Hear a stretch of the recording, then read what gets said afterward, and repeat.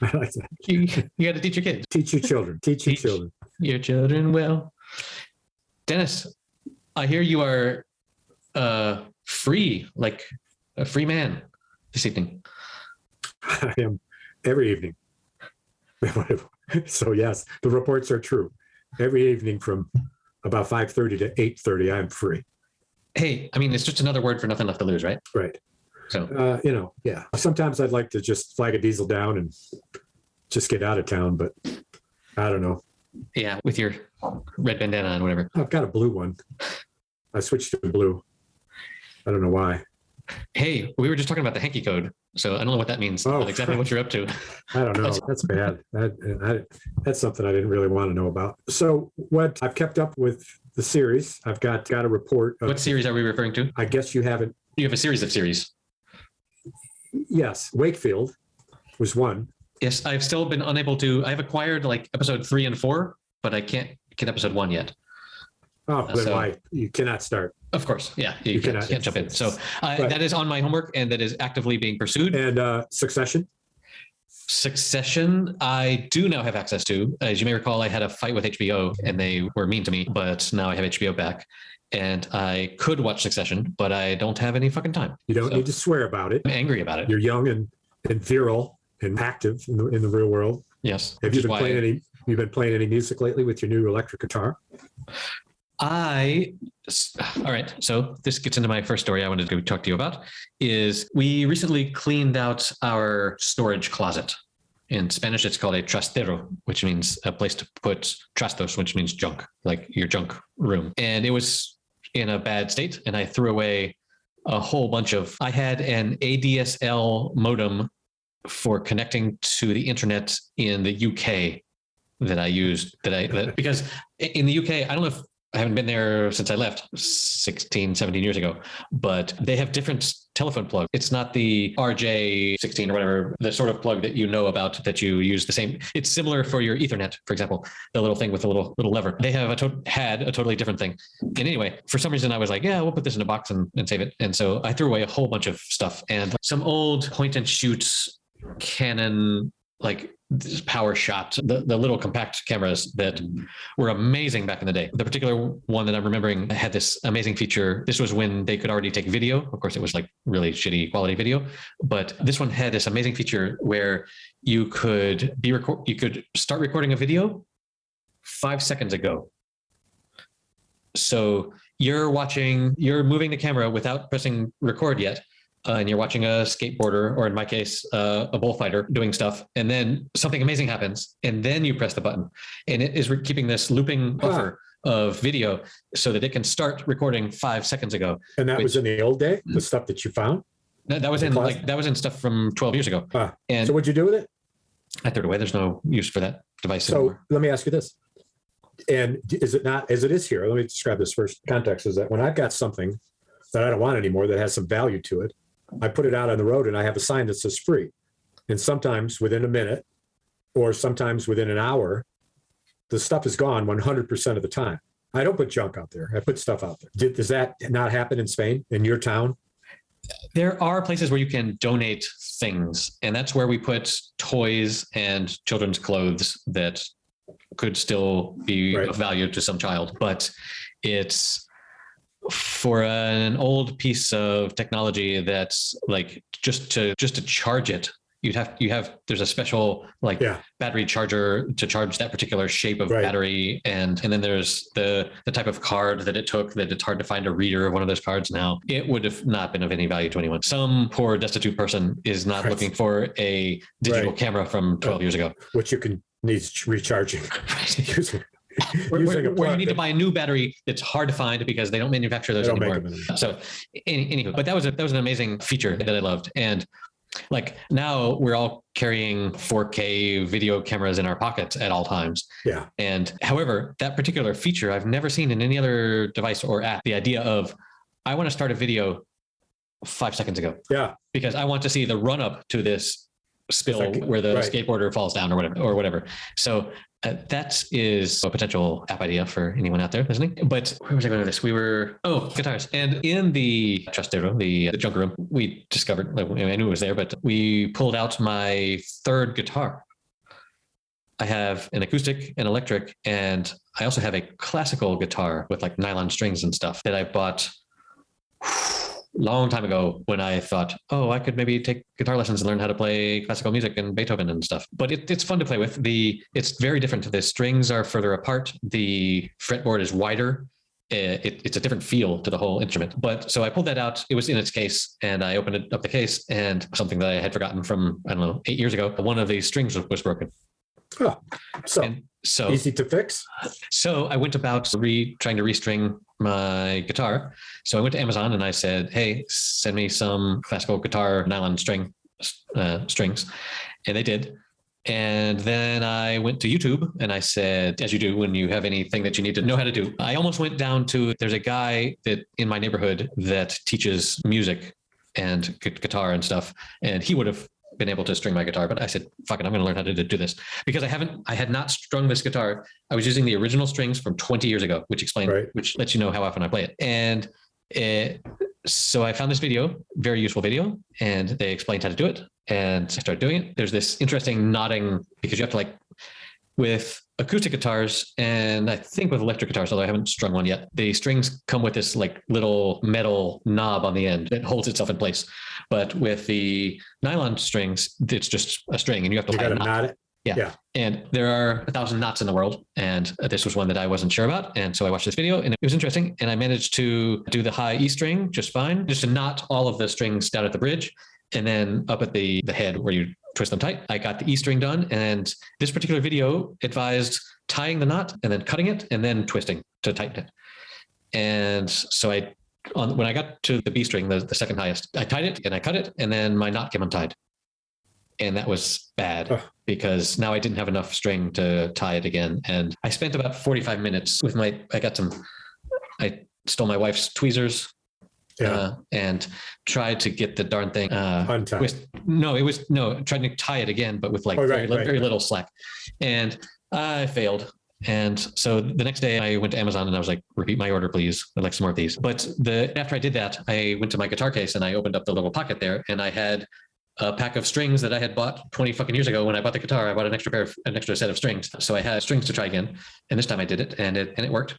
And it's nice. I don't know if it's because the strings are old or because they're new to being strung, but it doesn't hold tune very well. I guess they're stretching, because whenever I tune it, 20 minutes later, they've gone flat. And I have because they're not stretched to their max yet. Exactly. That's my assumption. So anyway, that was a thing that happens this week that I wanted to tell you about, and now I have. You have. Thank you for asking me about my guitars. Yes. And next question. But the question still remains: have you been playing your electric guitar lately?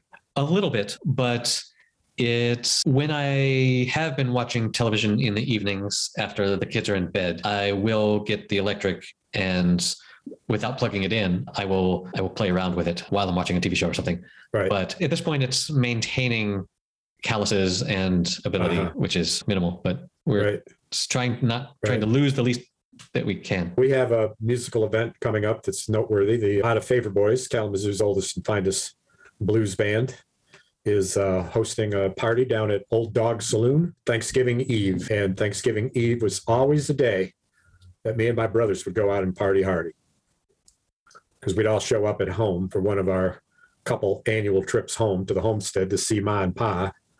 And we would go out to the bars on Thanksgiving Eve, when all your friends, of course, were in town, and it was like a big reunion, Right. Our little small town. Hey, have you ever been to Topsail, North Carolina? I have not. Well, I've got to do a little research on I'm aware that it's pronounced Topsail and not Topsail. Right. But that's the extent of my knowledge. So I understand it's an hour and a half north, I believe, of Wilmington. North would be northeast. I don't know much more about it, but I've got to do a research on, first of all, I think bars in Topsail, and then I bet there are some. Calling the bars and asking where they get their live music when they get it. Because for my birthday, I think I'm going to hire a band. Sweet. and have a kind of thinking of having a birthday party in Topsail, where while I bring a couple of friends with me, the bar becomes my new friends. Whoever shows up that night. How many rounds are you buying for everyone? I don't know. It's only time will tell. Probably more than I should, and probably more that's reasonable. And you can afford, yeah. But that sounds like a decent research approach. I mean, first check out the bars, then check out the bands, right? I mean, of course, Yes. I could Google bands in Topsail and come up with nothing. Who knows? You could. I could help you with this if I remembered anything about what we discussed tomorrow morning. But You generally don't remember what we discussed at all until you edit, I'm sure. it's a good thing that we're recording. And I must say, we have a robust listenership. I've seen the data. I think we have a strong core of dedicated happy hourists. I propose a toast to them, our listening fellowship, our community of fellow happy hour contributors. Cheers. What do you have in your hand there, bro? I have a glass with some red wine in it. Red wine. I am drinking unusual, the Dos Equis Amber Especial. That might be a first for the show. My anecdote about that particular brand is one time when we were living in England, my wife and I went out to a Mexican restaurant, and there are almost no Mexican restaurants in England. And she and I, the menus were given to us, and I went to the bathroom and I came back, and she was trying to ask the waiter for 2 X's and a crown. And the waiter was like, "What are you saying?" And I had to be like, no. You have to actually say the words in Spanish, because she had translated Dos Equis into 2 X's, Right. and a Corona into crown. Right. And the waiter was like, "What the fuck are you talking about?" There's no interpretation there. But So here's the story. Here's the bar story. bar story. Now I go to O'Duffy's in Kalamazoo a lot, and as I mentioned, every time I mention O'Duffy's, they're the only place in town that serves Schmittix and a draft. And I go there, and it's let's see, 1, 2, 3, 4, 5, 6, 7, 8, 9, 10, 11, 12, 20 blocks from here. 20 blocks. And about 14 blocks in another direction, there's another bar I go to. Just for the listeners, Dennis counted that on his fingers and his toes. Well, he needed 1 foot, because 1 foot I got 6 toes. And in the other direction is Fletcher's, where I go occasionally, and they sometimes have a good amber beer. They had a Michigan amber a month or so ago. They used to carry Schmittix and then stopped, and then they carried Alaskan amber and then stopped, and then carried Michigan amber and then stopped. And I went there the other night, as I do every time I go there, which is at least a couple times a month, and said, "What do you have any amber? Do you have any amber beer?" "Oh, I'll go check out." "No, we don't." Okay. And so I say, "All right, then I'll have a Sam Adams lager." It's on the red end of the lager. So I'm totally happy with it. So the other day, instead of sitting at a table getting food, usually with my wife, perhaps every other time, I'm sitting at the bar, and the bar person is also the bar manager during the night, and a very friendly young woman who's just very capable, very smart. And I love people that are good at their job. yes. So I said to her, "I was in here the other night, and I see that you accomplished what I've long hoped you'd accomplish. You got Schmittix back in the cooler." Because I asked for if they had any amber, and the barmaid said no. But when she opened the cooler to look, it was stocked full of Schmittix. And I said, "I know that you did this." And she said, "I did. In fact, it was right after I saw you last time. It came in about 2 weeks later." And I said, "Wait a minute, you haven't seen me in 3 months." She said, "Yeah, that's about right."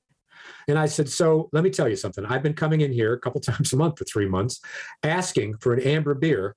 And at no time did any of your wait people, any of them, indicate, oh, you had one of the most famous and oldest amber beers, in this case, a red beer, Schmittix." And she couldn't believe it. How about that for an anecdote? Is her name Amber? Oh, God, you got right That'd be to it. amazing. But No, it's not actually. Her name is Lager. She grew up in Minnesota. your anecdote about Amber and then stop, and then Amber and then stop, made me think of traffic lights. Except with you, it's amber and go. What does yellow mean? Go. Step on the gas. Yeah. Nice. So yeah, I really like this Michigan amber. The one bar restaurant I've talked about, Latitudes, is a nice place in town here that opened, and beautiful place. Metal hanging sculptures. Well, not sculptures, but like a silhouette done in black metal of mountains or woodlands, right? So that just like a silhouette, there's some parts of it that are cut out in white, and you get exactly the image, but it's just from putting different forms and shapes together. It's like the absence of form I is thought you would the like that. form No, of it's like I said to a guy the other day who put in my walkway. It's called a Wait, hold on. random. It's called God a put in your random. walkway? It's called, huh? Who put in your walkway? God. A guy. A guy. Okay. A guy. And he said, we're using what we call a random pattern. And I said, a pattern, that's not a pattern. And he said, exactly. But you know, and I do, that it is in fact a pattern of randomness. And he said, exactly. And he said, you know what? I knew from when I was a child that I would be doing this work. And I said, really? How did you know that? And he said, because I would go into the dentist's office when I was little, 6 or 7 years old, and I'd look up at the tiles and I would point to the different tiles and I would say, that one doesn't belong there. And that one needs to be moved the other way around. And that one should go over here. And I said, wow, you were born to be tiled. And it was true. Born to be tiled. I was going to say pattern of randomness was going to be our title, but I think Born to be Tiled might win. We'll see what else comes up. Chaos. Chaos. To all things chaos. Hey, that's a toast. To chaos in our lives. What does it do to us? What does it do to us? It might age us. It makes us sharper. And we're ready for the next unexpected thing. Although, like any knife that doesn't get sharpened regularly, it eventually gets dull. And in your case, early on, but I've got hopes for you. What? Yeah, the whole that which doesn't kill us makes us stronger bit is kind of bullshit. But so what? Just a word about Wakefield. Just another bookmark for you as you find it. Remember the screenplay approach that we've talked about of watching different events through the different characters. Every episode has at least 3 of those. God, so can we talk about it before I finish the whole season? No, shit. No. But it's so fascinating because when you're in the head of the main character, his name is Nick, is when this crazy tap dancing happens. And dancing happens because he's this very creative mind and very musical. He was a tap dancer as a child. And I think you're going to love it. I just think you're going to love it. Oh, I hope so. I hope so. This might take a while. Hey, what do we got? Nothing but time, bro. Indeed. I have one piece of news that I think our listener may have already heard is that I have been saving up for 5 years to get a new computer. And I've been waiting until the Apple MacBooks got good enough. And finally the moment came and I pulled the trigger, and it has made a real difference in our recordings because do you sound smarter or somehow more clever? Does it do that? Does it enhance the intelligence? You do sound slightly cleverer, but that's a low bar. How about you though? Because that's where we're really. No. So the problem with all of our previous recordings was mine, because my old computer, whenever it was doing literally anything, like a Zoom call, it would get so hot that the fans would have to turn on. Yeah. And the computer was close enough to my microphone that there would be this constant white noise sound in all of my recordings. I remember you talking about that before. You were never happy with that. No, I was very displeased with that. Eventually, you became a bit embittered about it. So I'm glad that you finally got that monkey off your back. I was embittered. But with this new computer, it is so fucking amazing that even when I'm doing my most intense work, the computer doesn't make a sound. Right. And that's very good. And I too got a new computer, but I didn't have to save up for it. It's to the point where like I never knew that my monitors made a little bit of sound, but now that my computer is totally silent, and it's like cold to the touch. Like if I touch it, wow! Wait a minute. In a way that is strange. There's a song there. You didn't know your monitors what? Made there's a whining sound. You didn't know your monitors made a whining sound, and something was what? Ice cold? My computer was cold to the touch. Let's see. Think about it. My monitors are whining, and I barely could hear a sound. They kept kind of bitching, and I just kept them around. I tried to reach a warm spot, but it was to no avail. 'cause I touched the icy fingers, and then I began to wail. Oh, my monitors are whining, and I don't know what to do. My monitors are whining, and so I have come to you. Oh, please, mister, can't you tell me how I can stop that screeching sound? Because if I can't find a solution, that computer won't be around. Yeah.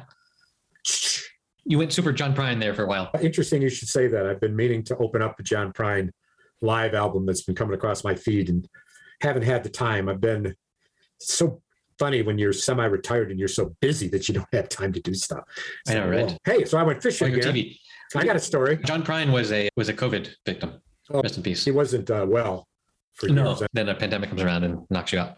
So anyway, our listeners will notice that there's not a constant hiss on our recording anymore. And continue. All this time I thought it was them reacting to the content, but I'm relieved to hear that wasn't the case. There's constant piss being here, but not the hiss. Don't confuse the constant hiss with the constant piss and getting pissed. Because getting pissed is part of what we do here. And I must say, we do it as well as anybody. It's in the fucking title of the podcast. Right. We're not happy hour because we're not, sad. It's not the sad hour. Hey, I got an idea. Let's do a sad hour. Let's do a Okay. podcast. It's nothing but sad stuff. And the sad people will join in. We'll create a club called the Sad Sacks. Mm-hmm. We'll make a killing. Sad people give up their money. Eleanor Rigby. I just heard again for the millionth time a version of that is absolutely, it's just so different, is Ray Charles. Wow. Ray Charles. Those lyrics kill me every time, of writing a sermon that no one will hear, buried along with his name. It's like, fuck me. Yeah. Anyway, tell me about fishing. Wearing a face that she keeps in a jar by the door. Jesus Christ, yes. What is it for? Yeah, now we all keep our COVID masks in a jar by the door, but yeah. Look at all the lonely people. And Ray Charles's backup chorus goes, people. Gospel Rigby. Look at all the lonely people. Okay, that will be in the show notes at happyhour.fm/ whatever episode we're up to. So have you seen the foreign country data? I wonder how we're doing. 134. In 134. I wonder how we're doing in Uruguay. We were cooking there for a while. In Sweden for a hot minute. Uruguay has cooled down, but yeah. Speaking of cool down, so I got a fishing story for you. I was waiting. I went north to the Paramarquette River, and Are we ice fishing? No, we're fishing in the fall. We had the first snowfall, and we're fishing in the longest undammed river in the state of Michigan, if not the Northeast. Wait, is undammed not blessed? Yes, okay. Undammed is blessed. Okay. Undammed is in fact blessed because, of course, the fish are free to run the entire length of the river when they leave the Great Lakes to go back to their spawning location, which is called a run. And in this case, what runs after the big salmon run, the pictures of which you've seen, the stories which you've heard, after they run, what comes up behind them are a version of the rainbow trout. This version of the rainbow trout is not the version of the rainbow trout that lives in the rivers and streams year round. This version of the rainbow trout has a different lifestyle, and instead it goes downstream following the current and goes into the Great Lakes, where it lives and feeds ferociously on the absolute abundant fish that are available in the Great Lakes compared to a river or a stream. And then in the spring, it migrates not to spawn, but just for migration DNA, and spawns in the spring. What they do is they come up behind the salmon, and the salmon have laid their eggs, and they love those eggs. So they eat their eggs, and then the salmon are gone because they all die because they spawn. And then the rainbow trout that are called steelhead stay. This is steelhead season. I went up to look at the river. The reports were slow. The weather was good. I went up the first week. You were checking out, blah, blah, blah. You're pretty hard-headed. Saw some fish. Then I went back again. And when I went back this time, I was very prepared. Had my beautiful new four-wheel drive Toyota 4Runner, 2016 SR5, heated leather seats. Look out, four-wheel drive, boom. And got up there just as dawn was breaking, got my poles ready, got my shit. I was out of there in 10 minutes, walked down the path, hit the river, turn right, walked about 3/4 of a mile, got right to my spot just at dawn. There were the trees hanging over the water. There was the porch for the cabin where somebody lived. And there was the rough water here, but a nice little Hold on. Someone had a cabin there and you were just like out in their lawn fishing? No, they were in their cabin faces the river. I was across the river on the other bank. Other side. Okay. Right. And so I That's was in the acceptable. water mostly, where up to my knees and fishing in the river. So I got there. I was all rigged up. I had Knee deep.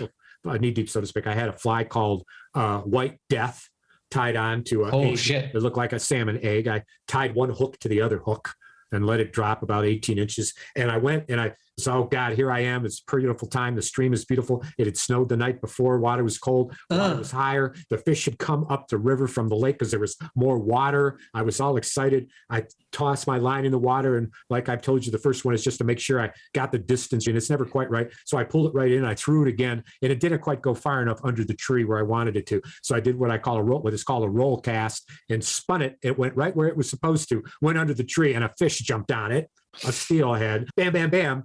And I caught the prettiest little steelhead and brought it in, took a picture of it. It will be in the show notes. You will not believe the colors on this rainbow Is it trout rainbow colored? who lives, yes, bright red and with blue. You're going to look at it and say, whoa. So here's the story. It occurs to me that you're so good at podcasting because you're so good at Oh, because one kind of casting helps with another kind of casting. you're like a casting director.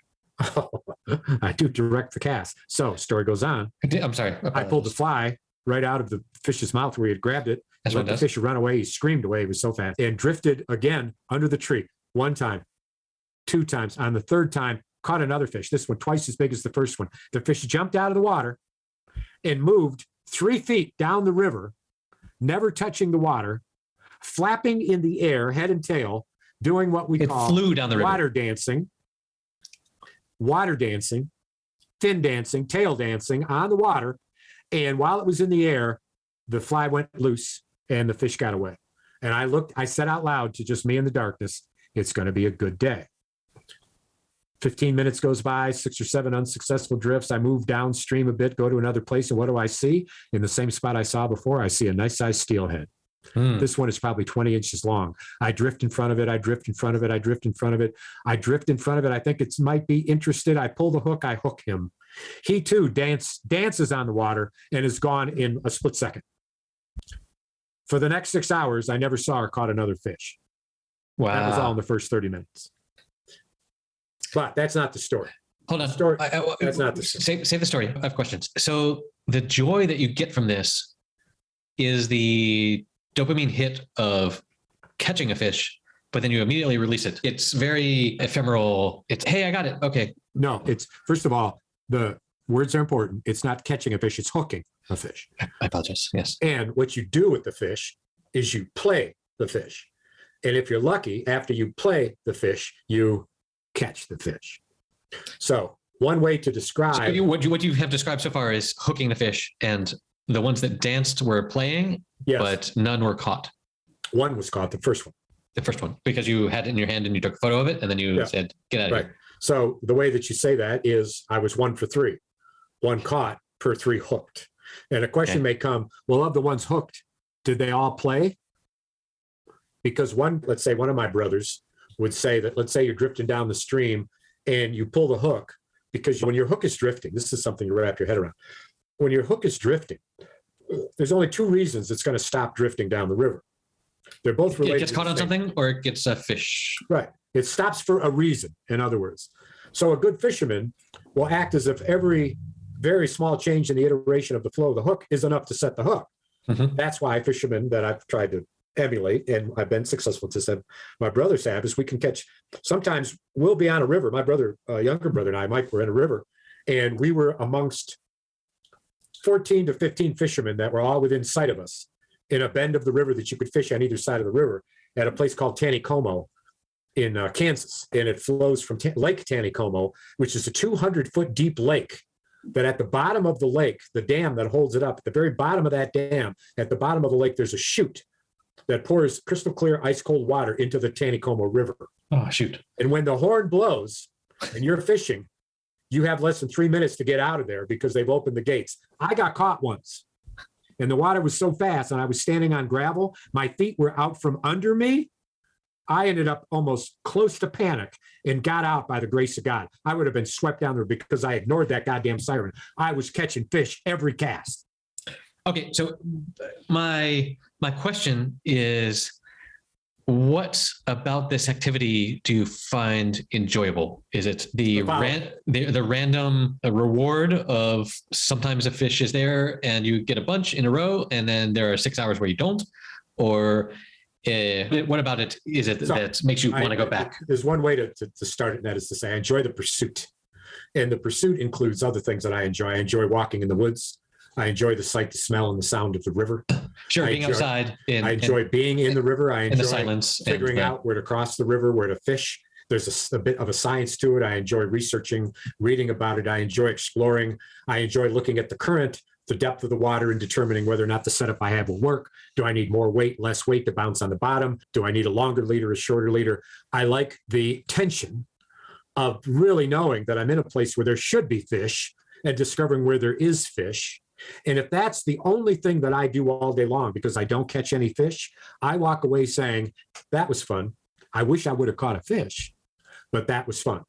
So it's not about the end objective of... That is a huge bonus. Having a fish in your hands. It's sort of like when you go to a game gallery and you throw the balls or the baskets or whatever, and you amass a bunch of tickets.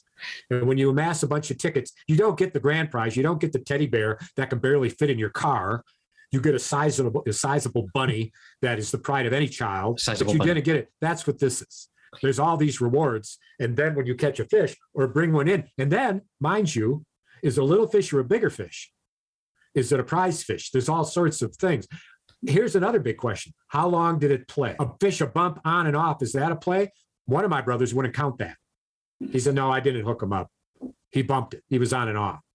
I never hooked him up. Hook means, you know what it means of a football play, a football move in college and professional football, that when you catch the ball, that the way that you determine whether or not the ball is actually caught and fumbled is if whether or not after catching it, you made, quote, a football move. You know that term?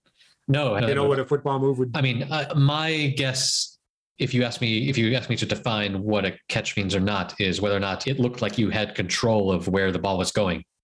Because if you're there, like with it, falling around your body, maybe you don't. But if you have it and you then move it in a direction intentionally, then that is the issue, not the first. The reason that the commission made sure that the rule was about what happened, assuming control of the ball, was that you can't make a legitimate football move unless you've got control of the ball. And all it means really is one way or the other, you were moving the ball in the right direction. That could be a step, that could be a dodge, that could be an important twist in the air. Right. I think you'd have to probably touch your foot to the ground and the turn in the air. What if you caught a ball and you jumped over the top of someone? Well, that's a football move. Hell yeah. Well, I'm relating this because the idea of, so when did you actually hook the fish? You had to have one play move. This is at least one moment of saying got one. It should be long enough to say the words fish on. If it isn't long enough to say those words, it's not. Fish on, fish off. That's right. So I can summarize your description with the following statement: that I understand why you enjoy golf. Because golf is this mysterious, how could you possibly enjoy that when all you do is fuck up all the sort of games? Yeah. But there are moments where you sense in yourself this glorious talent that makes you come back. Maybe it's 1 out of 1,000 hits, but you feel that and you're like, okay, I want to go back. So this reminds me of that. Yeah. And there's a lot of things like that. The other thing is my brother has gone steelhead fishing at least 5 times since I've gone twice. He's steelhead fished in at least 3 rivers in at least 2 states. And he is 0 for 1. Wow. And he keeps going back because he understands the chase. Actually got his bow out and started deer hunting and killed 3 deer in the first 2 weeks. So what he couldn't, and his buddy, who's fished with us, Jim, has caught 1 in those. I guess they go together quite a bit in those trips. So they're wild. Now, and when I go there, I talk to every fisherman I see. And as it turns out, hooking into 3 and catching 1 and landing it was second as good as anybody I talked to. And I talked to 5 or 6 fishermen. So what you want to know is, how am I doing compared to everybody else? Is there fish in the river and I'm just some fool that doesn't seem to know how to rig up to catch them, or what? You're the river genius. I am a neophyte. So my brother says, how'd you do? I said, well, it was a 13-hour day. All total, driving two and then driving from one fishing spot to another fishing spot. I was in the car for 5 hours. And then I walked forever to get to the places to fish and walk from there. So I walked for about 3 hours. And then, because I kept throwing flies in the river and they kept getting snagged, or in the case of one, a fish broke it off, I had to retie my flies and my weight and all my line. I'm very slow at that. It was very cold. It was 32 degrees. It was freezing. And so that took a long time. So I tied for 3 hours and I fished for 4 hours out of a 12-hour day. And I felt, could have fished a little more. It was gorgeous, though. Just absolutely gorgeous. So I have some golfing news. I never, ever golf in Spain. The only time I ever really do is when we do this golfing on the beach. Have I told you about this? No, maybe. I don't think so. I don't remember. Yeah. We do this thing where there's this really long beach that is near where I live. And the tide, when it comes in, comes really far in. And when it goes out, it goes really far out. It's super, super flat. And we do this thing because there is no golf course nearby. But the locals that like to play golf, we organize this beach golf thing where we draw with spray paint just on the wet sand green, and we put a hole over the flag. And then it's a 9-hole course. Like we hit from the sand dunes towards the water, but it's super, super flat. And it has this stint meter, I guess is the word, the thing that they use to measure how fast greens are, like at the Masters or whatever. And it has a stint meter score of like faster than Augusta in this super flat sand. And so we do this thing where you hit between a 5 iron and a pitching wedge towards this green. And if you're on the green, then you can use a putter. But if you're off the green, you can't use a putter. So you use because you're on this super flat surface, you use like a 3-wood or something. To tap your ball. Pitch and run. No, not pitch, because it's all flat. What you want is a putter, but if you're outside of the green line, then you have to use some other thing to 7 iron is as flat iron as you have in your bag. That's what I use to sweep it. No, 3 iron is flatter, but whatever. Oh, I don't have a 3 iron in my bag. Why would I? I was saying a 3-wood is going to be flatter. It's a little awkward. It is. Anyway, it's a tournament that we have every year. The last year we didn't have it, and this year normally it's in May, but it got postponed with COVID and whatnot to November. And this weekend I'm going to be participating. Oh. But like my golf clubs are in such a bad state. The grips like stain my hands. Like the rubber is deteriorating so much that like my golf glove, whatever golf glove I use, is going to be black. And did you have them stored in the chestnut? I did. And since we bought a garage, they've been in the garage, but I need to get them regripped, and I will. You have a car? You do have a car. We have one car between the two of us. So often I don't have access to the car. In fact, I'm going to need a ride to the golf thing because it's on Saturday, which is a day that my daughter has her theater class. Have we talked to you about the theater class? She's taking this theater class in a city that is 30 minutes away. Oh. But her theater class is in English, which is interesting. There's a bunch of other teenagers who have one English native speaking parent that know enough English to like act in English, and they're going to perform a play in June. And anyway, we found out about this and we signed up, and she loves it. But like we knew that she was theater bound because she's all about narrative and storytelling, and she's not afraid to be in front of people. And it's how long is the class? Hour? It's an hour and a half. So it's a 2.5 hour day, 2.5 hour commitment given back and forth, and you wait there. You don't come home. I have been, what I've been doing is I have been driving her there, and then I spend an hour and a half just walking through this city, which I love to do because cities, especially early in the morning when they're waking up and the store people are sitting out, are preparing their stuff, it's just a beautiful place to be. But that was, so I'm not going to be taking her this weekend, but my wife will, and I will be doing this beach golf thing. And actually, maybe the last time I did it, my parents were here and my father witnessed this event. Oh, but he couldn't play in it. No, he couldn't play in it. He was not ambulatory enough. I hope to see him soon. We are planning a birthday bash in Topsail. But I have 2 movies I want to tell you about that I've seen since class. Number 1 is called The Guilty. It stars Jake Gyllenhaal, and it was made during COVID, and it's it used the, like, how would you make a movie if you couldn't let people be near each other? What's the solution to that problem? And what it was, a police officer that had been demoted down to 911 operator. And the entire movie was like over the phone and his reaction to what other people on the phone were saying. And it was, for that premise, it was brilliant. And it was, there's this woman that's been kidnapped and he has to call to get one of his buddies to take a squad car out to the house where the woman's children were abandoned. And this sort of premise of it's almost like a stage play, right? You're watching a person and you're only hearing the audio from the phone call. So they never showed you the action on the other side of it. No, it was only him. But guilty. And he had to act the shit out of that because God, yes. Camera's on him the whole time. Exactly. It's one of those. Him. Did you see Nightcrawler? I have, yes. So it's one of those movies where there's one person on the screen at all times, Castaway or something like divide scenes from a marriage in two. Yeah. So that was impressive. That's on Netflix, which you said might be getting soon. It's coming. But it reminded me of, there's this TV show on Apple TV Plus that is called Calls. And it's not a TV show in that you see people. It's literally like audio, like you're listening to phone calls. And what on the screen is like the waveform of what they're talking about with the text of what the people are saying.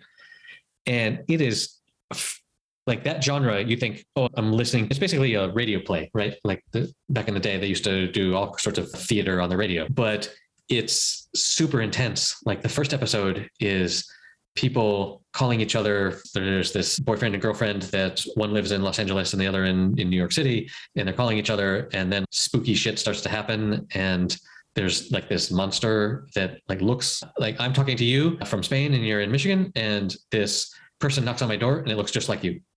Whoa. While I'm on the phone with you. And I'm just like, whoa, which one of you is you? And anyway, they do this really interesting, creepy shit that is very intriguing that I recommend. It's called Calls. I'll put it in the show notes. Called what? Calls. CALS? Yes. Calls. And Calls. Hold on.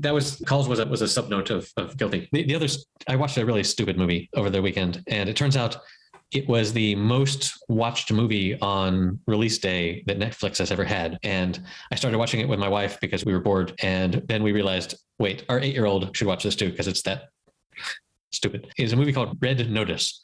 It stars Dwayne "The Rock" Johnson and Ryan Reynolds and Gal Gadot, who played Wonder Woman. And it's a stupid heist movie using all the action movie tropes that you could ever imagine of the whole Ocean's 11. That's a nice little cast, though. Yeah. It's good people, but it's just. So you watched the whole thing? So predictable. Yeah, we watched the whole thing, and but it was what it was. But it was what it was. Well, it's one of those movies where if you want to watch something for 2 hours and not really tax your brain at all, which sometimes that's what your body needs. It's one of those. Now, do you much know like our podcast? Yeah. Speaking of such inanities, do you know something you said to me about 10 minutes ago? You said, save the rest of your story. It was about the fishing story. Yes. I never told you the point of the story. The point of the story was this. After a little while, that flurry of fishing. Wait, was there a mermaid? No. That flurry of fishing took place. I fished it, and I snagged at one point, and I had to tie up again. So I used the opportunity to not only get a swig of water, take a bite of the food that I had brought, which is in a pocket in the back of my fishing vest. And I took off my vest and I ate the food. And I thought, while I'm at it here, I might as well go to the bathroom. So I looked around, and of course that cottage was across the river. So I walked up into the brush a little bit and dropped trowel, as they say, and relieved myself. I came back, and as I put my vest back on, put my pole in my hand, ready to go back out into the stream. Wait, your pole had already been in your hand? A different pole. A boat drifted by. And this is a pretty narrow river, and quite narrow in some places. And these boats are flat bottom boats. And so they only draw about 6 inches of water. And so you can basically go and bounce down and scrape bottom a little bit. And as they went by, there were 3 fishermen. I said, how are you doing? And they said, nothing yet. And they drifted by, and they said, how about you? I said, well, I hooked into 3. I landed one. And the thing that was interesting was just as the boat came into view, walking down the steps to the deck overlooking the river from the cabin was a man about my age who had a coffee cup in his hand. And so he came down, he was looking toward me. The boat came by, and the boat drifted by, went out of sight. And I said to the guy, I said, "Hey, good morning. How are you?" He said, "Well, I'm pretty good." And I said, "Good. It's a beautiful morning." And he said, "Yeah." And he said, "Fox Run Bourbon." And I said, "Excuse me?" He said, "Fox Run Bourbon." I'm standing there on the fishing I understand bank. foxtrot and whiskey as being like code words, but Fox Run Bourbon. And I said, "What is that? I don't have any bourbon on me." He said, "That's what I charge people who trespass on my property and urinate on my land." And I said, "Trespass?" And I said, "I'm sorry." I said, "What's the..." hold on. You didn't trespass. You trespissed. I did. That's good. And I said, "And where exactly is the line?" And he goes like this in big motion, throwing his arm up above his head in a big pantomime. Look up, and I look up, and sure enough, above me is a no trespassing sign. And I said, "Oh, I see." I said, "So It doesn't say no trespassing. just let me know." I said, "So if I take 5 steps forward, I'm no longer trespassing." And he said, "Yes, you are." And I said, "You mean all these tracks here of all these people that walk by every day, those are all trespassers?" He said, "Correct." I said, "So where am I not trespassing?" And he said, "You have to stay in the water." And I said, "Oh, okay." And then he said, "Fox Run Bourbon." And I said, "I don't have any bourbon." He said, "You can get it at the store right up the road. That's what I charge for what you did. And you cannot, You owe me bourbon. and you cannot stand on my property." And I looked at him, and I stared at him, and I thought about it. And then I said, "Wow, you're really a fucking prick, aren't you?" And he said, "You're trespassing. Get off my land and don't come back." And I looked at him, and I said, "What? Is this your idea of how you spend a pleasant Sunday? Good for you." And I started walking away. As I walked away to the left, he said, "Where are you going?" I said, "I'm leaving. I'm going somewhere where I'll enjoy myself more." And he said, "You're still trespassing," because I hadn't walked in the water. And I looked at him, and I stopped, and I said, "Why don't you go fuck yourself?" And then I walked into the water, and I walked away. And it really put a kind of a bad twist and a negative twist on what was a beautiful day. Right. And I'm thinking that, I mean, should I have said to him, "Oh, God, I'm sorry. I'll get you your bourbon"? That was one response.